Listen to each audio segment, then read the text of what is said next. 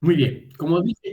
Gracias, muchas gracias. Como dice esta primera diapositiva, Sí, el doctor. glomérulo puede ser diana de muchos procesos patológicos, ¿sí? Ahí tenemos entre sus principales causas vasculopatías generalizadas, ¿sí? Aquí tenemos un gran grupo de arteriopatías y vasculitis, ¿sí? Alteraciones sistémicas, por ejemplo, la diabetes, la hipertensión arterial sistémica, las vasculitis son las que pueden ser el origen de las glomerulopatías mediante este tipo de procesos, vasculopatías. Un gran grupo de glomerulopatías son responsables, un gran grupo de glomerulopatías, los responsables de ellas son los trastornos inmunológicos. Y también, aunque un poco menos frecuentemente, pueden ser depósitos de materiales extraños los responsables de las glomerulopatías. Bueno, pero estas glomerulopatías, sea cual fuere la causa, indudablemente tiene importancia, desde luego, pero a veces no es necesario que una causa determine un tipo de patología, ¿ya? Entonces, estas causas que van a producir glomerulopatías pueden determinar una alteración funcional de los riñones, una alteración funcional renal que puede ser transitoria o permanente y que puede evolucionar rápidamente, lentamente o puede evolucionar en forma subaguda, ¿ya? Para que puedan comprender la morfología de las diferentes variedades de glomerulopatías que vamos a describir sucintamente al final de la clase, tienen que recordar que en el corpúsculo renal de Malpighi hay un componente vascular y un componente epitelial. Pero además del componente vascular y epitelial que están separados por una membrana basal, esto en negrito es una membrana basal que, miren ustedes, separa el componente endotelial del componente extraendotelial, donde están, en este caso, a nivel de los corpúsculos renales, los podocitos, las células viscerales, y también están las células parietales de la cápsula de Bowman. Y dentro del espacio vascular, o sea, el espacio interno por dentro de la membrana basal, está el mesangio con las células mesangiales, ¿no? Un mesangio capilar y hay un mesangio extraglomerular, un mesangio intraglomerular y un mesangio extraglomerular, ¿sí? Entonces, tienen que ver que como una muralla hay una separación estricta por parte de la membrana basal de los componentes, por una parte endotelial y mesangial, y por otra parte, aquí pintados de verde, el componente epitelial, ¿sí? Entonces aquí tenemos los podocitos como parte del componente epitelial visceral y tenemos la cápsula de Bowman como parte del componente epitelial parietal, ¿sí? Que se continúa hacia los túbulos proximales a través del polo urinario.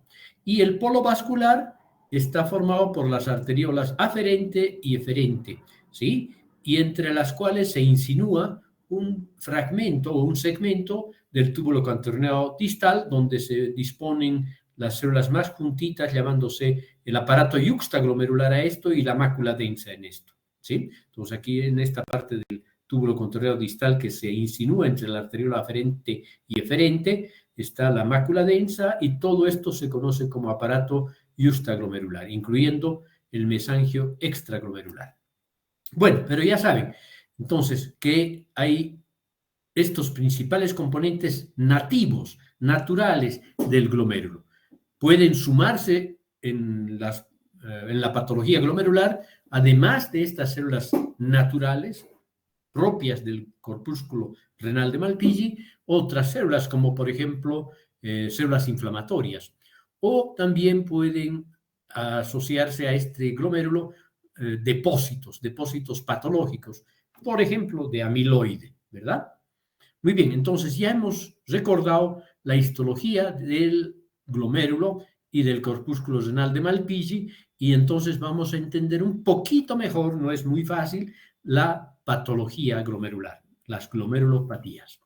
Otro concepto importante antes de entrar en detalles es recordar que la mayoría de las glomerulopatías que vamos a mencionar van a tener como blanco e inicio del problema a nivel de la barrera de filtración ultraglomerular, ¿sí? A la barrera de filtración glomerular y también del mesangio. Pero en esta fotografía tomada con el microscopio electrónico de transferencia a bastante gran aumento, podemos ver los tres componentes fundamentales que forman parte de la barrera de filtración glomerular. Entre ellos están el endotelio, que como ustedes ven es un endotelio fenestrado, ¿sí? Aquí hay unos poros bastante amplios, ¿sí? Es un endotelio fenestrado. Tenemos una membrana basal gruesa y fusionada que tiene una zona central electrón densa y en ambos lados, a manera de sándwich, unas zonas periféricas electrón lúcidas, ¿sí? Y por último tenemos el componente epitelial formado por los podocitos, en realidad por los pedicelos o tercer tipo de prolongaciones de los podocitos, ¿no? Los pedicelos o pies de los podocitos, que son estos. Estos son los pies de los podocitos. Y si ustedes ponen un poco de atención, pueden ver que entre podocito y podocito, en la vecindad de la membrana basal, hay un diafragma, un diafragma. Ese diafragma se llama diafragma, aquí creo que se ve mejor, diafragma de filtración, ¿ya? Entonces, esos son los componentes de la barrera glomerular. Y la mayoría de la patología glomerular, sobre todo, si encontramos entre los mecanismos los anticuerpos antimembrana basal glomerular y los depósitos de inmunocomplejos o de antígenos y formación posterior de inmunocomplejos, ocurren en este territorio, ¿sí? Muy bien. Entonces, con esas instrucciones iniciales, podemos empezar a hablar de la patología glomerular. Y claro, como muchos órganos, el glomérulo posee un número limitado de respuestas, ¿sí? Cuando hay una agresión, ya sea endógena o exógena, sea infecciosa o no infecciosa, sea inmunológica o no inmunológica propiamente dicha, los glomérulos responden con un cierto grupo, con un cierto número relativamente limitado de respuestas. ¿Y cuáles son esas respuestas? Primero tenemos la proliferación de células endoteliales. Luego tenemos proliferación de células mesangiales. Luego tenemos engrosamiento de la membrana basal glomerular. Luego podemos ver necrosis de la pared capilar o eventualmente también la formación de las famosas semilunas, que son proliferaciones epiteliales, ¿verdad? Entonces, cuando hablamos de proliferación de células endoteliales, hablamos de la posibilidad de que esta proliferación produzca grados variables de disminución de la luz de los capilares, hasta su oclusión incluso, ¿sí? Y muy frecuentemente, además de la proliferación de las células endoteliales, pero podemos encontrar la presencia de células leucocíticas de la sangre, los leucocitos de la sangre, significativamente, principalmente los neutrófilos, como ocurre, por ejemplo, en la glomerulonefritis proliferativa difusa post-infecciosa o post-estreptocócica, ¿sí? ¿Y qué pasa si hay una oclusión de las luces capilares, ya sea solo por la proliferación endotelial o porque además hay neutrófilos? Entonces se reduce el flujo a través del glomérulo, lo que condiciona una oliguria y eventualmente azoemia y muy eventualmente además uremia, ¿ya? Ya saben que la diferencia entre azoemia y uremia es que la uremia cursa con azoemia, pero con datos clínicos, con complicaciones y manifestaciones clínicas, ¿ya?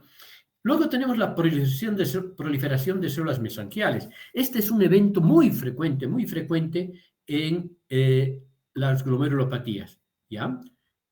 Este es no sé qué he hecho. ¿Ustedes ven esto que ha salido a la derecha? ¿Y ahora cómo me salgo de esta vaina?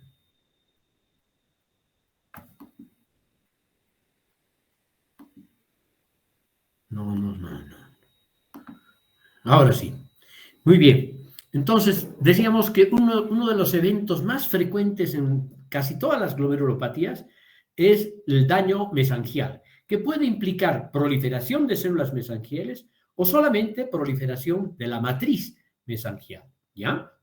Entonces, y de hecho, cuando hay una proliferación de células mesangiales, hay además un aumento de la matriz mesangial, ¿sí?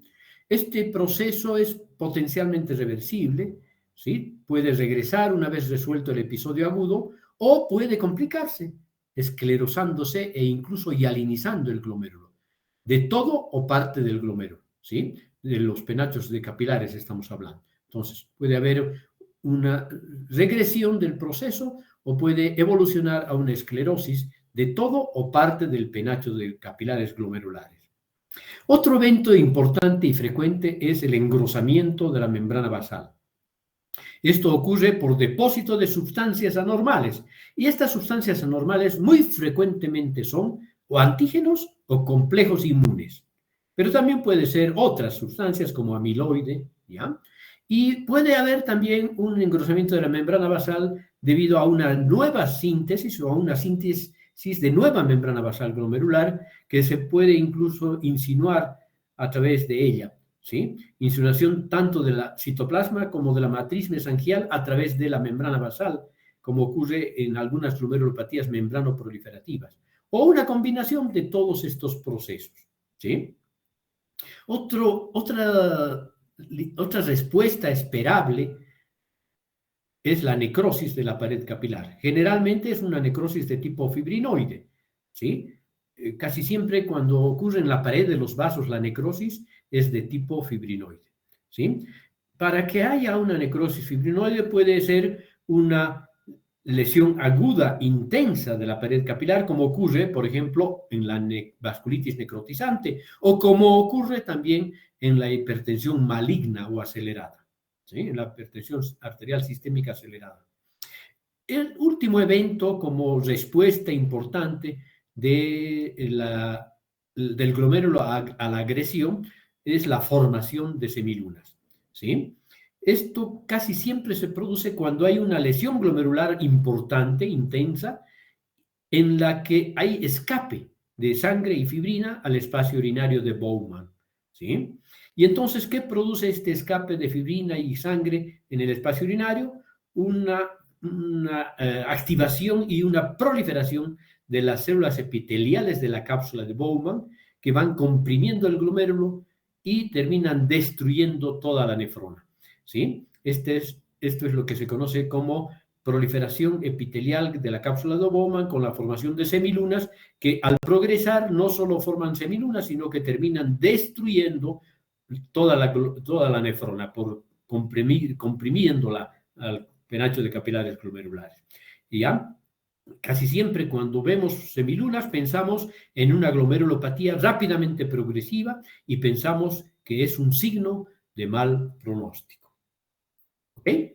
Bueno, en la patogenia de esta enfermedad de las glomerulopatías hay varios mecanismos, algunos bastante bien estudiados, otros no tanto, ¿sí? Pero vamos a describir los más importantes, ¿sí? Tenemos uno que es la presencia de anticuerpos antimembrana basal glomerular, que se trata de la formación in situ de anticuerpos antimembrana basal glomerular que se depositan dentro de la colágena de tipo 4 fundamentalmente, un fragmento de la colágena de tipo 4 y van activando el complemento y reclutando células inflamatorias. Siempre que hay activación del complemento, bueno, no siempre, casi siempre que hay activación del complemento, hay un reclutamiento de células inflamatorias y por lo tanto una glomerulopatía.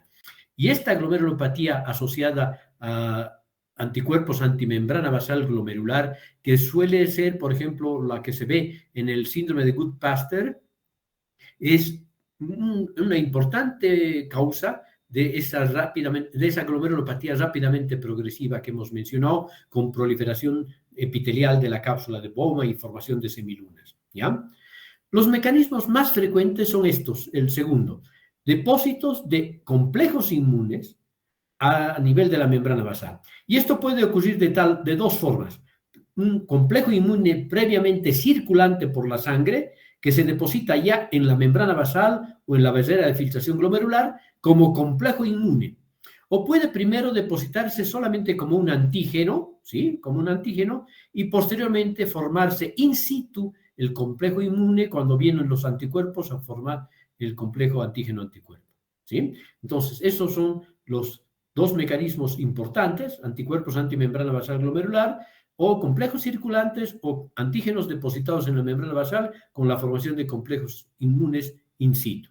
Y un tercer mecanismo es el que favorece la actividad de los ANCAS, anticuerpos anticitoplasmáticos de los neutrófilos, que se unen a la fracción Fc de los neutrófilos, activándolos y produciendo entonces un proceso inflamatorio en el glomérulo. Muy bien, ahora vamos a entrar en la fisiopatología de las glomerulopatías. En realidad ya hemos visto los principales mecanismos, ahora solamente vamos a ver cómo pueden reaccionar a la presencia de esos complejos inmunes o anticuerpos antimembrana basal o ANCAS o depósitos de sustancias extrañas, los glomérulos, ¿ya? El glomérulo entonces puede enfermar por acción de diversas noxas, como ya hemos visto, ¿sí? Muchas variedades de antígenos o infecciones pueden ser los que van a gatillar, es decir, a iniciar una cascada de eventos para agredir el glomérulo, ¿sí? En donde casi siempre participan las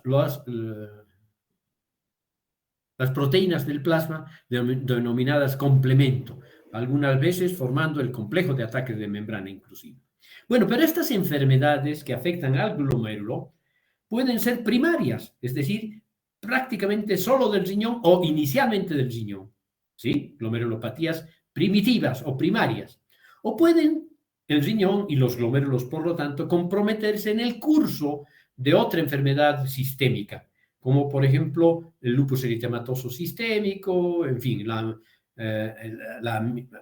el mieloma múltiple, en fin, ¿no? Estas son las glomerulopatías secundarias, la diabetes mellitus, la hipertensión, en fin, ¿no? Entonces tenemos glomerulopatías primarias o primitivas y glomerulopatías secundarias en el curso de una enfermedad generalmente sistémica, ¿sí? Bueno, frente a esta misma noxa o a la heterogénea población de noxas que hay, el glomérulo enferma con un determinado patrón histológico, que no siempre es el mismo a una noxa. Una noxa puede determinar varios patrones histológicos, ¿sí? Y se puede, este patrón histológico, esta alteración histológica del glomérulo o del corpúsculo renal del Malpighi en general, va a manifestarse clínicamente bajo el nombre de síndromes nefrológicos. Síndromes nefrológicos que pueden ser leves o hasta gravísimos, ¿no? Van desde una proteinuria simple o una hematuria microscópica hasta el riñón terminal, ¿sí? Hasta la glomerulonefritis crónica, que puede producir un riñón terminal. Muy bien, en oportunidades, como les decía, una misma noxa puede producir distintos patrones histológicos y un determinado patrón histológico, además, dar un síndrome nefrológico diferente, ¿sí? ¿Ok? ¿Y cuáles son esos síndromes nefrológicos? Les decía, desde un examen de orina apenas alterado, hasta un síndrome hipertensivo, hasta un síndrome nefrítico, hasta un síndrome nefrótico, o llegar a la insuficiencia renal aguda, ¿sí? Que es más frecuente, como dijimos en la anterior clase, por patología tubular o intersticial, pero también puede ser glomerular. O a llegar a una insuficiencia renal rápidamente progresiva, que se conoce también en clínica como subaguda, o en última instancia una enfermedad renal crónica, que puede ser lentamente evolutiva, pero irreversible, o puede ser evolutiva hasta llegar al riñón terminal, ¿sí? Y cuando hablamos de un simple examen de orina alterado, hablábamos de lo que les dije hace un ratito, una proteinuria que no tiene obviamente un rango nefrótico, o una hematuria microscópica insignificante, por ejemplo, ¿ya? Muy bien. Ahora, los patrones histológicos y clínicos pueden ser de esta manera, ¿ya? Cuando hay enfermedad que produce una respuesta inflamatoria glomerular, generalmente el síndrome clínico que acompaña a este proceso es un síndrome nefrítico. Cuando la agresión glomerular produce fundamentalmente una alteración de la membrana basal o de la membrana de filtración glomerular, alterando su permeabilidad, la permeabilidad capilar glomerular, entonces el síndrome clínico dominante casi siempre va a ser nefrótico, ¿sí? Y las enfermedades glomerulares isquémicas, un poco parecido a lo que ocurre con las enfermedades tubulares e intersticiales, ¿sí? Sin que haya un daño de la permeabilidad capilar, van a determinar una pérdida progresiva de la función renal, ¿sí? Muy bien. Evolución clínica, agudas, rápidamente progresivas y crónicas, ¿ya? No nos vamos a detener. Y aquí sí nos vamos a detener un poquito, porque quiero que entiendan que esta es una clasificación de acuerdo al patrón histopatológico, pero que sigue siendo la principal guía inicial en el estudio de las glomerulopatías, ¿ya? Y de acuerdo al patrón histológico, aunque en forma simple, un poco simplista, vamos a dividir a las glomerulopatías en proliferativas y no proliferativas, ¿ok? Proliferativas quiere decir que en el glomérulo hay un aumento de la cantidad de la población celular. Esa población celular dependerá a veces de las células mesangiales, dependerá de las células endoteliales, dependerá de las células del epitelio de la cápsula de Bowman, formando semilunas, o incluso pueden depender de la presencia de leucocitos, principalmente neutrófilos, ¿sí? Entonces, cuando hablamos de una glomerulopatía proliferativa, hablamos de proliferación del número celular y por lo tanto generalmente un agrandamiento del glomérulo.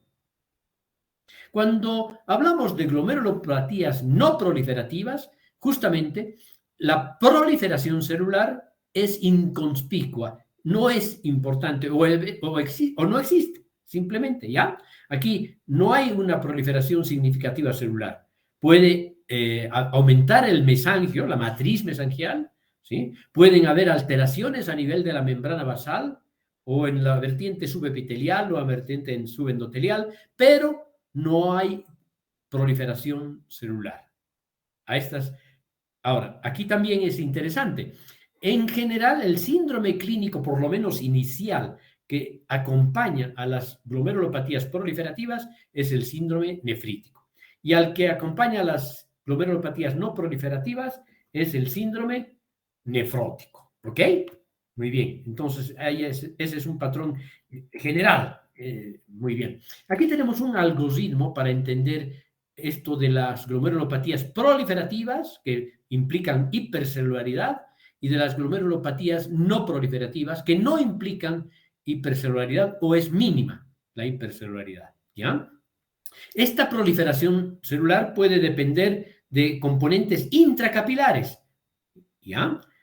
O puede depender de componentes extracapilares. Aquí hablamos de endotelio, mesangio, y aquí hablamos de células epiteliales de la cápsula de Bowman, con formación de semilunas o crecientes, ¿ya? Glomerulonefritis creciente, que generalmente es rápidamente progresiva y que mientras más semilunas se vean en un glomérulo, vamos a esperar que se hialinicen y que la evolución sea mala, ¿sí? Es un signo de mal pronóstico. Y la proliferación intracapilar puede ser difusa. Aquí están, por ejemplo, proliferaciones mesangiales, endoteliales y de células de neutrófilos polimorfonucleares, como vamos a ver en las glomerulonefritis agudas, postinfecciosas, principalmente postestreptocócicas.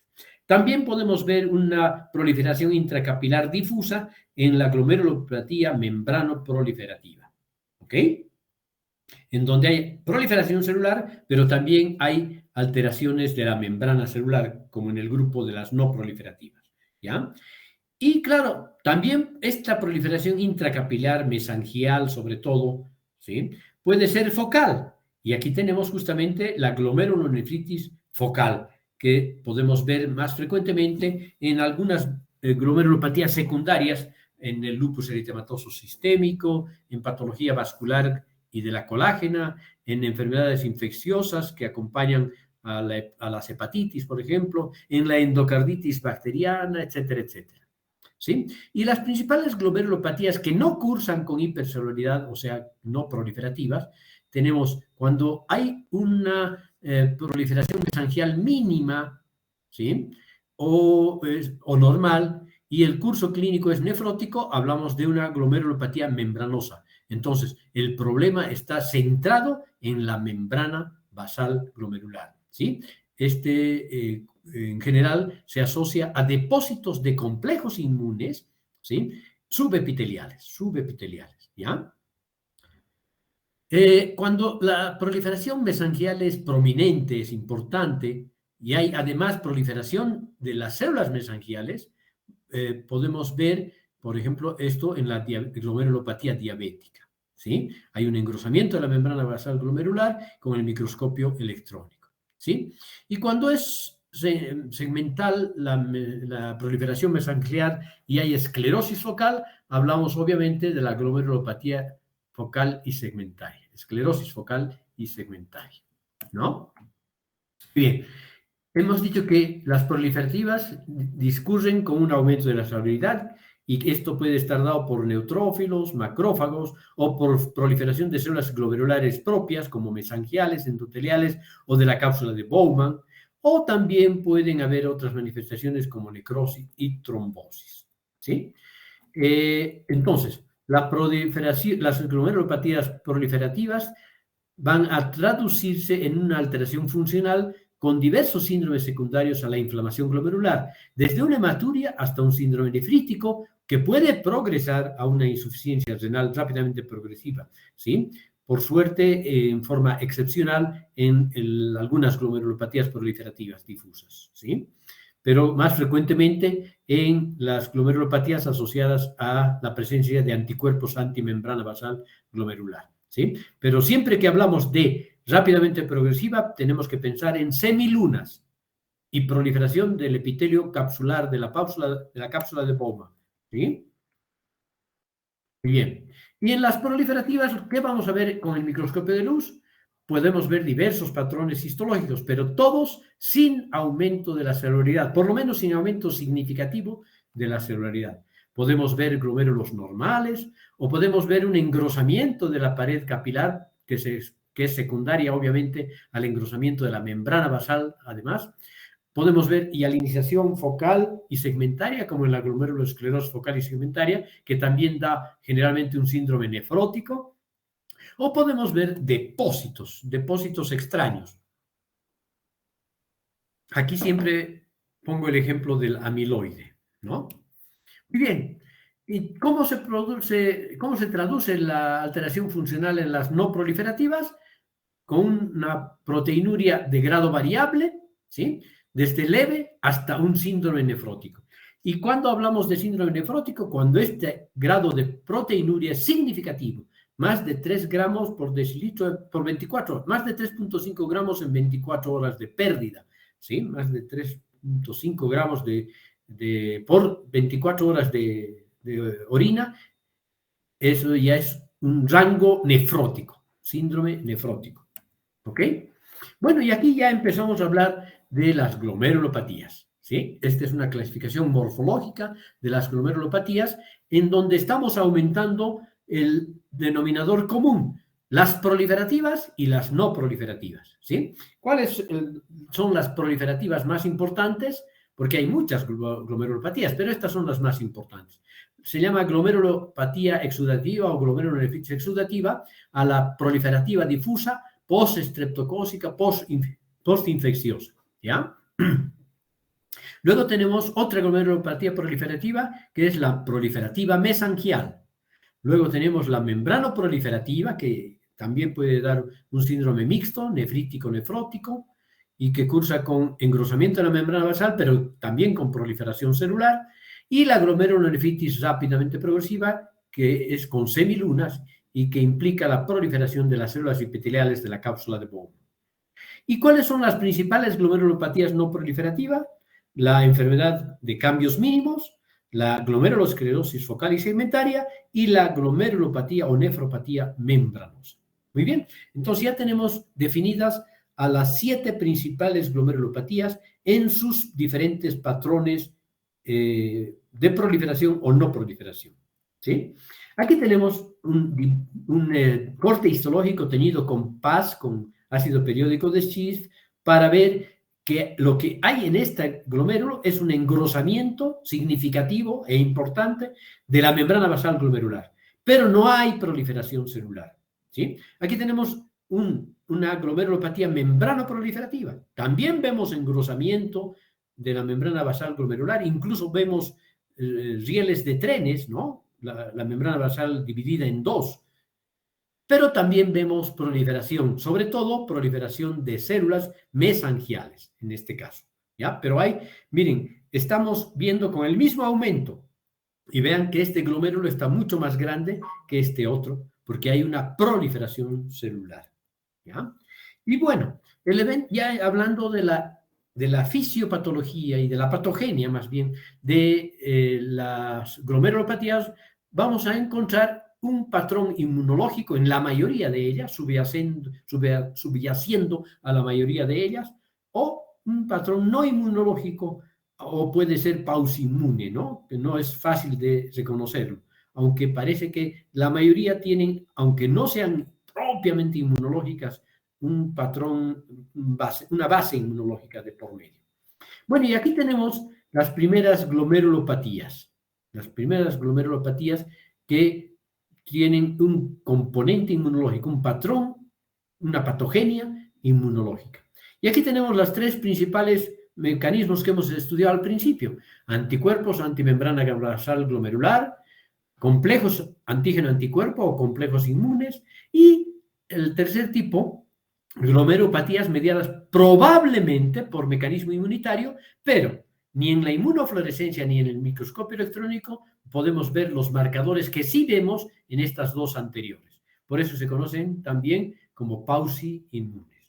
Y entre las glomerulopatías no inmunológicas tenemos enfermedades glomerulares por mecanismos no inmunológicos, como el depósito de sustancias, la isquemia crónica vascular, de origen vascular puede ser, y el daño por hiperfiltración, sobre todo por una hiperfiltración del riñón compensando la alteración del otro riñón, ¿no? Hiperfiltración glomerular, o un aumento del trabajo glomerular, ¿sí?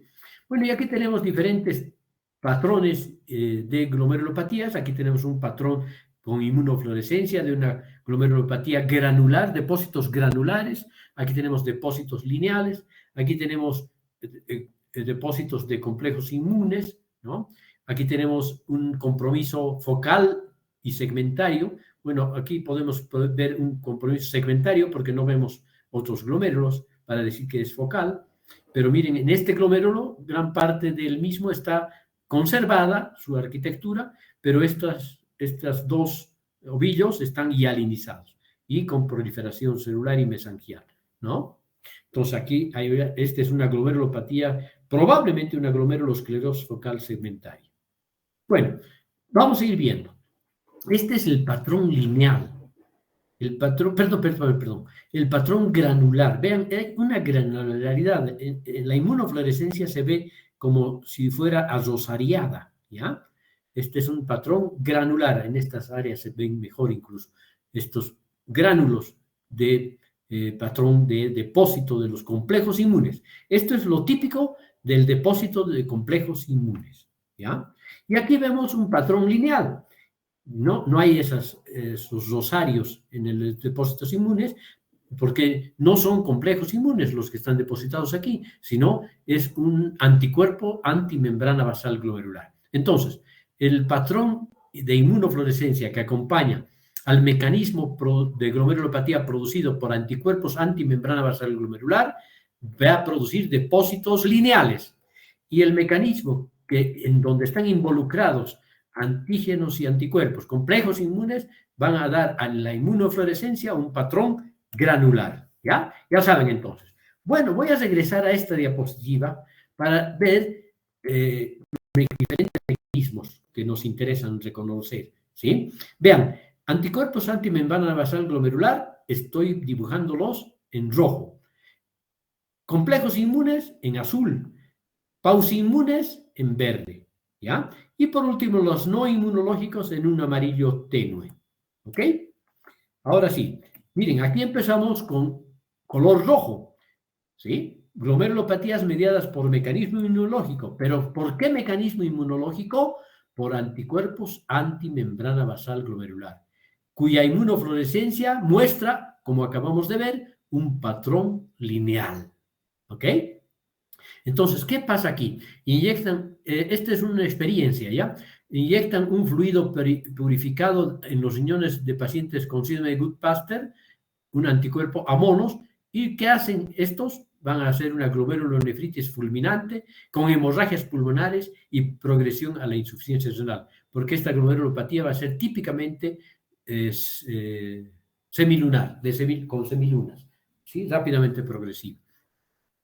Bueno, entonces aquí el mecanismo es depósitos de complejos inmunes en la membrana basal glomerular, pero también en la membrana basal pulmonar, ¿sí? Por eso es que hay rotura de capilares pulmonares y el paciente presenta hemoptisis, ¿sí?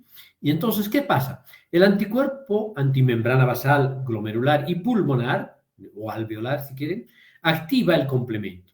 Y el complemento prolifera, favorece la respuesta inflamatoria, ¿sí?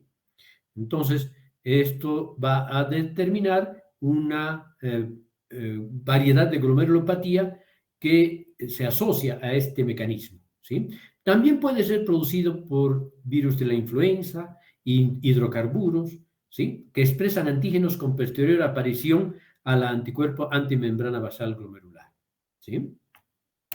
Muy aquí tenemos entonces una glomerulopatía con una semiluna. Ven aquí, esta es una proliferación de la cápsula de Bowman. Aquí vemos la cápsula de Bowman no proliferada y desde aquí empieza a proliferar formando esta semiluna, ¿sí? Que va a ir comprimiendo el penacho de capilares glomerulares. Y aquí se ve con la inmunofluorescencia la forma de esta semiluna y la parte no comprometida todavía, ¿sí? Entonces, ¿qué vamos a ver? ¿Cuál es el patrón histológico? Vamos a ver con el microscopio de luz una proliferación de células extracapilares en forma de crecientes o semilunas, ¿sí? Este patrón no es específico, sin embargo, para anticuerpos antimembrana basal glomerular. Podemos ver también en complejos inmunes. De hecho, un muy pequeño porcentaje, sobre todo en adultos, en las glomerulopatías proliferativas difusas postestreptocócicas, puede evolucionar a una glomerulopatía rápidamente progresiva con formación de semilunas o crecientes, ¿ya? Bueno, pero estamos hablando de este mecanismo y en la inmunofluorescencia vamos a ver el patrón lineal que ya hemos recalcado 2 o 3 veces, ¿sí? Patrón lineal de los depósitos de anticuerpos antimembrana basal glomerular con la inmunofluorescencia. Y ahora pasamos al color azul, o sea, glomerulopatías mediadas por complejos inmunes, ¿sí? ¿Cuál es el patrón en la inmunofluorescencia? El patrón a la inmunofluorescencia es granular, ¿sí? Entonces, estas son enfermedades inducidas por el depósito o formación in situ de complejos inmunes, ¿ya? El glomérulo es muy susceptible para atrapar o formar complejos inmunes cuando el flujo sanguíneo es muy elevado y de hecho los riñones reciben el 20% del gasto cardíaco, por lo tanto tienen la posibilidad y la susceptibilidad de atrapar complejos inmunes, ¿ya? Entonces hay una alta permeabilidad capilar y hay una alta presión de ultrafiltración y esto también puede favorecer la posibilidad de atrapar complejos inmunes. ¿Qué pasa con este patrón, con este mecanismo?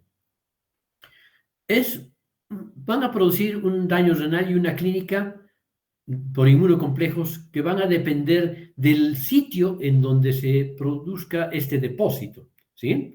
Y del tamaño en el que tengan los complejos inmunes y de la carga eléctrica que tengan estos complejos inmunes, ¿sí? Entre las glomerulopatías primitivas el antígeno es desconocido, pero entre las glomerulopatías secundarias tenemos muchos antígenos potenciales, microorganismos, sobre todo los virus de la hepatitis B, C, el VIH o la malaria, el protozoo de la malaria. Las drogas, sales de oro, penicilamina, qué interesante, neoplasias, enfermedad de Hodgkin, linfoma de Hodgkin y muchos cánceres, parenquimatosos sobre todo, puede el DNA convertirse en un antígeno, ¿sí? Como ocurre, por ejemplo, en el lupus eritematoso sistémico y en otras enfermedades de la colágena. Y también el riñón trasplantado puede no solo producir quistes, sino también puede ser asiento de complejos inmunes y de una glomerulopatía secundaria. ¿Cuál es el patrón histológico? Varios patrones podemos ver en la microscopia de luz. Puede ser la glomerulopatía proliferativa difusa, que también se llama exudativa o por la presencia de neutrófilos, o puede haber una proliferación mesangial de células mesangiales, sobre todo, y de mesangio, de la matriz mesangial, ¿no? Extramembranosas, ¿sí? Glomerulopatías extramembranosas, entonces podemos ver las semilusas famosas y las crescénticas, ¿no? Glomerulopatías crescénticas. La inmunofluorescencia hemos visto que es de tipo granular, los depósitos son granulares, y los depósitos electrodensos pueden estar depositados en el mesanquio, en el subendotelio o en el subepitelio, ¿sí? Bien, y aquí tenemos una glomerulopatía proliferativa difusa post-estreptocócica. Hay un incremento significativo de la población celular, mesangial, epitelial, endotelial, mesangial y de neutrófilos, como ustedes ven, ¿ya? Aquí tenemos la glomerulopatía mesangial, proliferativa mesangial. Aquí tenemos la membrano proliferativa otra vez. Y aquí tenemos la glomerulopatía glomerulopatía proliferativa mesangial, ¿no? En donde vemos que hay proliferación de las células mesangiales y de la matriz mesangial en azul, ¿sí? Estos son los patrones. Aquí tenemos una glomerulopatía membranosa que también puede ser producida por este mecanismo, complejos inmunes. De hecho, es la más frecuente posibilidad para producir un síndrome nefrótico por esta causa, glomerulopatía membranosa en los adultos. La glomerulonefritis rápidamente progresiva con semilunas crescénticas también se puede producir en este mecanismo de complejos inmunes, no solo anticuerpos antimembrana basal glomerular, ya hemos dicho. Entonces, ¿qué pasa? Dependiendo del sitio, hemos dicho, ¿no? Depósito subepitelial, cuando es subepitelial el depósito de complejos inmunes, hablamos de la glomerulopatía membranosa o extramembranosa. Los complejos inmunes de tamaño pequeño pueden producir daño epitelial, pobre acceso a elementos circulantes, pobre respuesta inflamatoria y gran síndrome nefrótico. Esto es lo que domina en este tipo de glomerulopatía por complejos inmunes y por depósito subepitelial, pero puede haber resolución o fibrosis. Y la evolución, cuando evoluciona hacia la insuficiencia renal crónica o hacia la enfermedad renal crónica, suele ser lenta, ¿ya? Aquí tenemos con esta tinción de plata, de metenamina de plata, se puede ver muy lindos los depósitos granulares a lo largo de la membrana basal glomerular y en la vertiente subepitelial. Y aquí con la inmunofluorescencia también podemos ver que los depósitos son granulares y aquí podemos ver los depósitos electrón densos de complejos inmunes rodeados por la membrana basal glomerular, ¿ya? O hacia la vertiente subepitelial. Cuando el depósito es subendotelial o mesangial o capilar, o mesangial puro, de estos complejos inmunes, hablamos de glomerulonefritis por IgA, glomerulonefritis membrano proliferativa y la glomerulonefritis por IgA, ¿no? Entonces, hay depósitos de complejos inmunes de gran tamaño, el proceso daña el endotelio y está cercano a la circulación, se activa el complemento y hay respuesta inflamatoria. Por lo tanto, hay un síndrome nefrítico o un síndrome nefrótico impuro. Y puede ser mixto, ¿no? Si se trata sobre todo de una de estas glomerulopatías, membrano proliferativa, por ejemplo. Hay fagocitosis y proliferación de fibroblastos que se ven favorecidos por estos depósitos y puede haber curación o puede evolucionar con cicatrización y fibrosis de todo el glomérulo. La glomerulopatía postestreptocócica, su inmunofluorescencia y estos depósitos subendoteliales, ¿no? Que se llaman también jorobas. ¿Okay? Depósito de inmunocomplejos en el mesangio provocan proliferación tanto de las células mesangiales como de la matriz mesangial. Aquí se ven los complejos inmunes en pleno mesangio, ¿no? En forma de zonas oscuras porque tienen electrodensidad mayor. Aquí tenemos el patrón histológico clínico del daño mesangial subepitelial, es una glomerulopatía membranoproliferativa, y aquí se ven justamente los complejos inmunes en el subendotelio, ¿no? Bueno, y el tercer mecanismo son las glomerulopatías mediadas posiblemente por un mecanismo inmunológico, pero no se ve nada en la inmunofluorescencia ni en el microscopio electrónico. No hay esos marcadores inmunológicos que acabamos de describir. Sí, aquí lo que se trata es de una enfermedad con injuria de las células del epitelio visceral. ¿Sí? No hay inflamación, no suele haber inflamación glomerular, y aquí tenemos la famosa nefrosis lipoídica y la glomerulonefritis focal y segmentaria. ¿Sí? Las glomerulonefritis crescénticas, pausinmunes también pueden haber. En este caso, en la crescéntica hay proliferación de la cápsula de Bowman.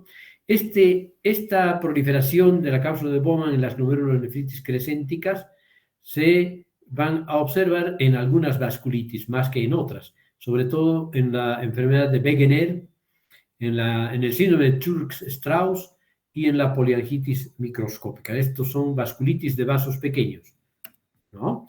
Aquí tenemos enfermedad de cambios mínimos por depósitos en la matriz mesangial sobre todo, glomerulosclerosis focal y segmentaria.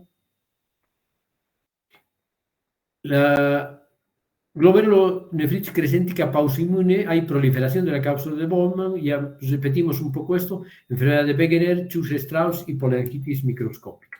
Y aquí tenemos la típica semiluna y aquí el depósito de una matriz mesangial, ¿no?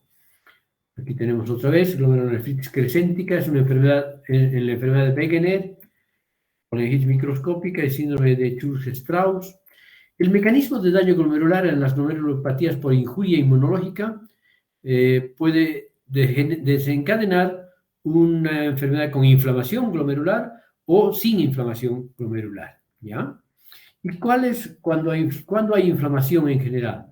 Cuando ya sean anticuerpos antimembrana basal glomerular, complejos inmunes, ANCAs o citoquinas, activen el complemento que determinan la llegada de neutrófilos, sirven como quimiotácticos para neutrófilos, activación de macrófagos, activación de linfocitos T, y esto va a producir citoquinas, formas activadas de oxígeno, ¿no?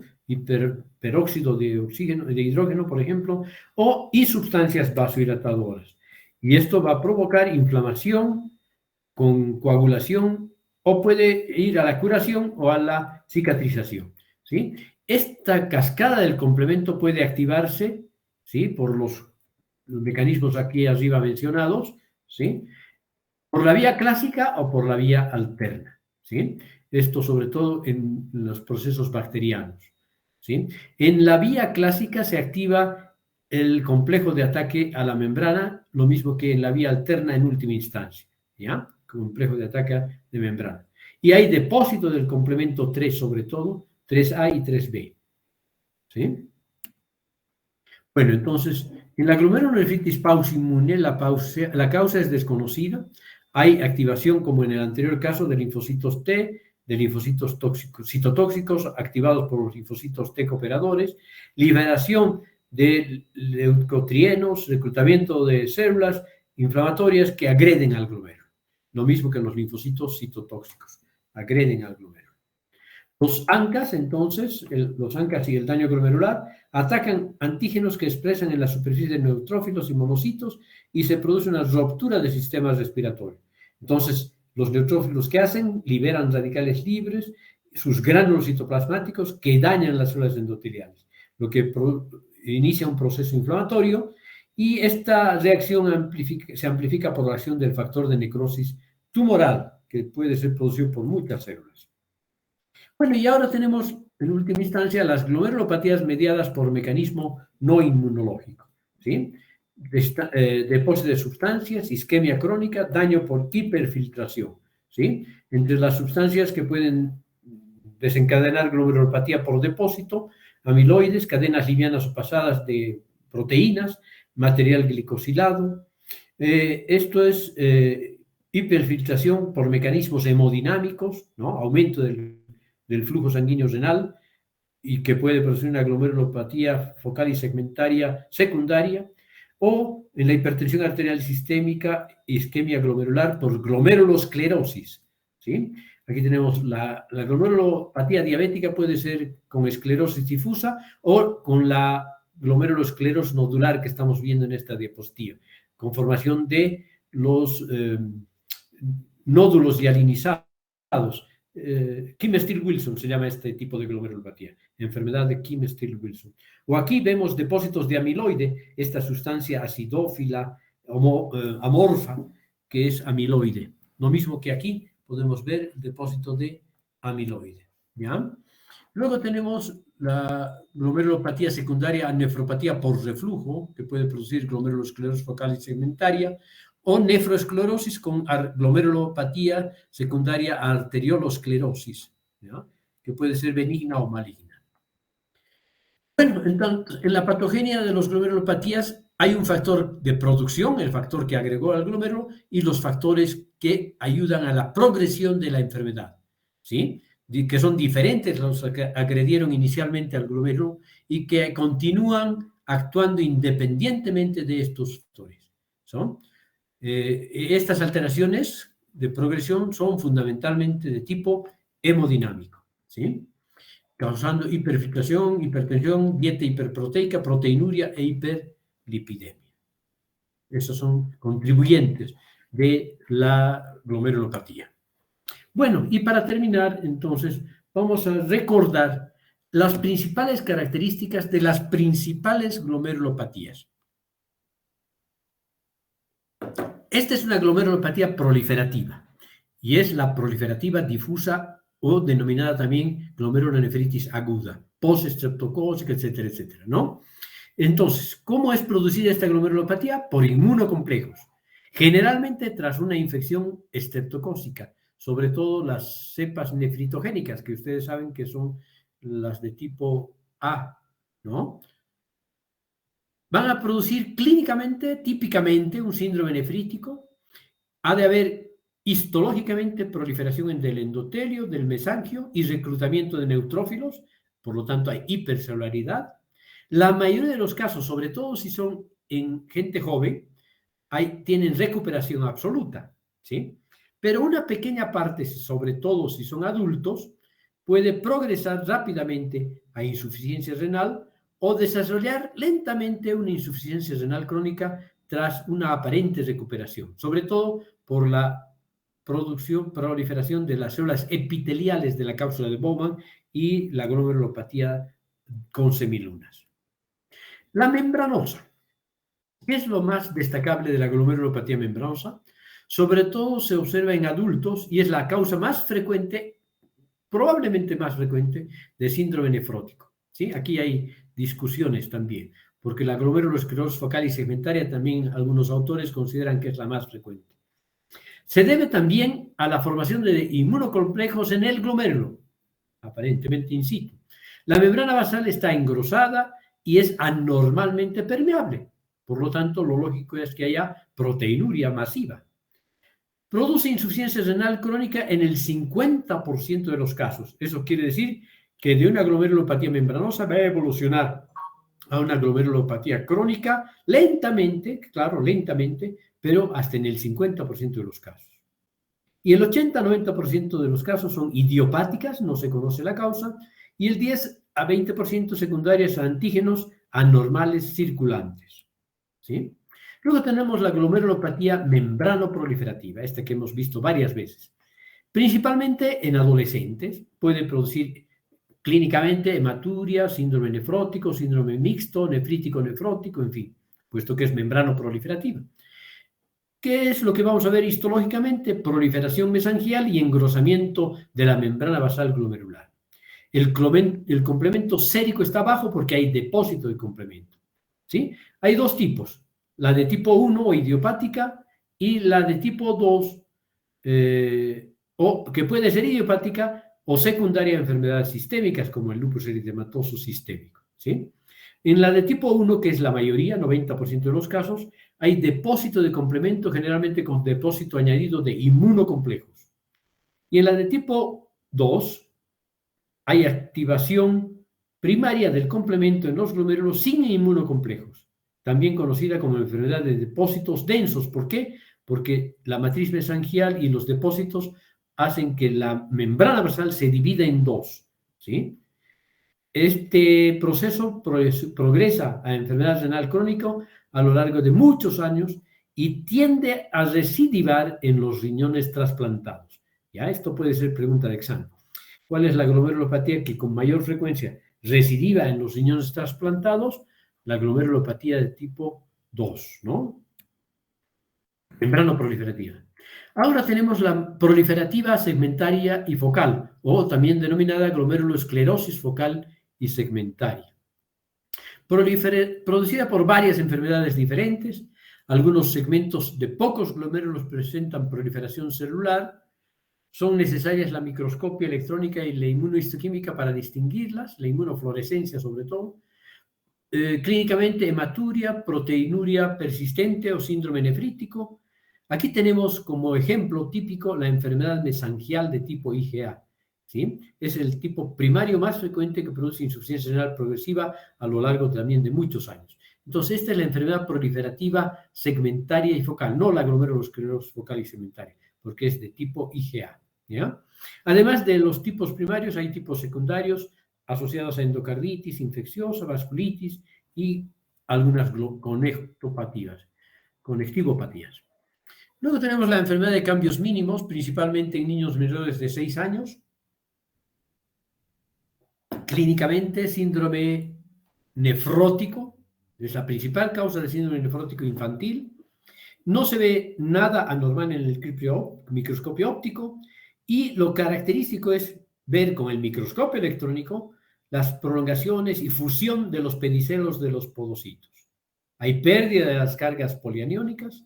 Aquí no vemos inmunocomplejos ni depósitos de anticuerpos antimembrana basal glomerular. Podemos ver en los túbulos contorneados, proximales sobre todo, acúmulos de lípidos. Por eso esta enfermedad también se llama nefrosis lipoídica. Nefrosis lipoídica, ¿ya? Tiene muy buen pronóstico, hay remisión precoz con esteroides en los infantes sobre todo, y hay complemento frente a antígenos de las membranas celular del epitelio glomerular. Y se ve justamente una visión con el microscopio de barrido desde la hendidura de filtración hacia las células epiteliales y los capilares que están abrazados por las prolongaciones pedicilares de los podocitos. Y aquí se ve, miren, aquí se ve clarita las prolongaciones primarias, secundarias y terciarias, que son los pedicelos, ¿no? Que como si entrecruzaran los dedos. Y aquí ya no, aquí se ven los podocitos como si fueran lisos, hay una fusión de los pedicelos. Solo algunos están persistiendo, aquí se ve un poquito de los pedicelos presentes, pero la mayoría se ha fusionado y se ve esta característica, ¿sí? Luego tenemos la glomerulosclerosis focal y segmentaria. Es una frecuente causa de proteinuria, o sea, de síndrome nefrótico. 10% en infancia, 20% en adultos. Lo que se ve es la ianinización focal de los glomérulos de parte de los segmentos glomerulares por aumento de la matriz mesangial. Hay depósitos de IgM y C3 granulares, aquí en esta porción. Es idiopática en niños, en adultos es secundaria a otras enfermedades, o principalmente al VIH, por eso es que se ha convertido en una de las glomerulopatías más frecuentes en el mundo. Tiene mal pronóstico puesto que hay una progresión lentamente progresiva, indolente, a la enfermedad renal crónica por hialinización y no solamente de un segmento, sino posteriormente de todo el glomérulo con pérdida de la nefrona correspondiente. ¿Sí? Muy bien, con eso terminaríamos el capítulo de glomerulopatías. ¿Ok? Han persistido en la charla, casi las mismas personas que ingresaron, ¿no? He tratado de ser explícito, viendo los mecanismos y las principales características de las principales glomerulopatías en última instancia. Espero que hayan aprendido algo, por lo menos. Bueno, nos vemos entonces después del receso y después de las 2 o 3 semanas de clases después del receso, ¿ya? En donde van a hablar de patología endocrina, que parece que es parte del segundo parcial también. Entonces, el temario del segundo parcial ya ha salido y está esta parte de la patología renal, ¿no? No de las vías urinarias, creo, todavía, pero sí de la patología renal, de la patología linfoide y de la patología endocrina que viene después. ¿Ya? Bueno, pero mejor averigüen porque no estoy muy seguro de lo que acabo de decir. Con esto me despido de ustedes hasta dentro de